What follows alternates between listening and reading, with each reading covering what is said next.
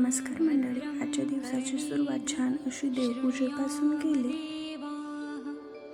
भद्रं पश्येमाक्षभिर्यजत्राः स्थिरैरङ्गैस्तुष्टुवांसस्तनूभिः व्यशेम देवहितं यदायुः.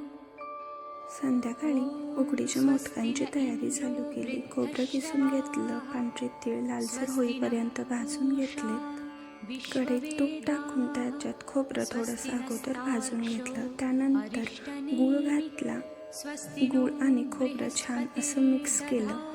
त्यानंतर त्यात वरून पांढरे तीळ टाकले आणि सारण आपलं इथं तयार झालंय. लहान लहान छान अशा पात्या तयार करून घेतल्या, त्यात सारण भरलं आणि इथं माझे मोदक छान असे तयार झालेत. मी मोदक बनवते तर तुम्ही लाईक, शेअर आणि सबस्क्राईब करा.